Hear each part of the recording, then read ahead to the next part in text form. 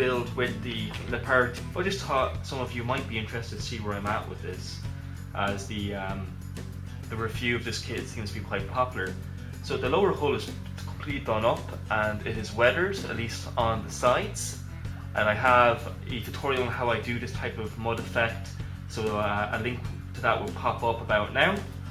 So it's weathered up. I'll put down the running gear when I come around to that, and then paint those up, weather them up, and then seal them, and then continue painting the rest of the kit.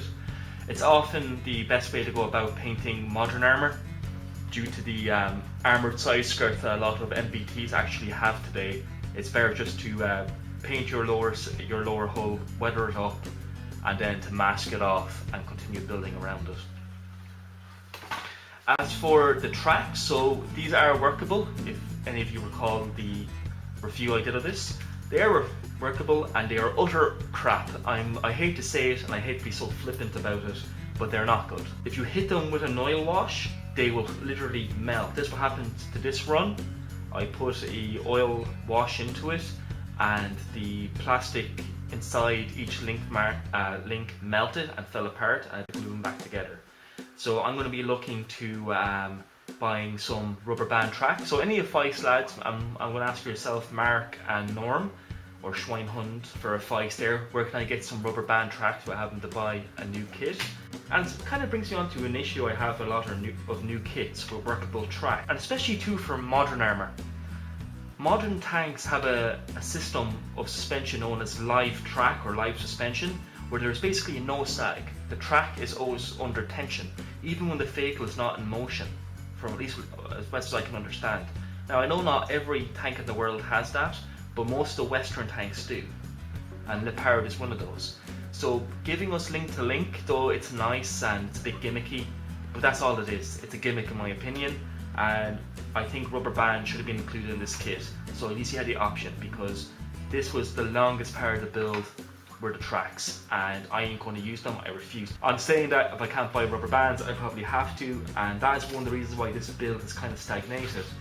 So, and hopefully by showing this part of the build to you, it will re-energize my passion for this, because I do love the Leopard. And then, just to top off where we're at, to paint this model, I bought the 3-colour set from AK Interactive, which is the NATO camouflage set, which is again consisting of NATO green, NATO black, and NATO brown. One thing I've found with the NATO green is it is quite a bright colour. It's very bright.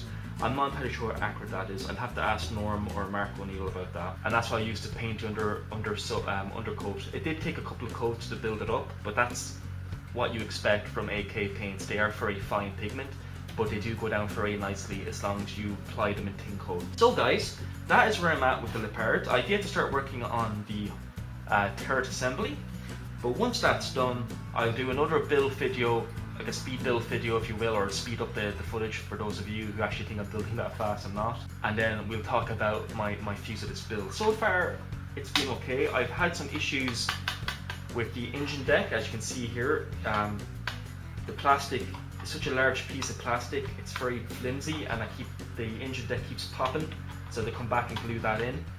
But other than that, it's been pretty nice. I've had a small fit issues around the engine grille here and the upper hull. There's a bit of a lip on either side, and I don't know if that's meant to sit flush or not. At least get the impression that it's meant to, but then again, it's not a big deal.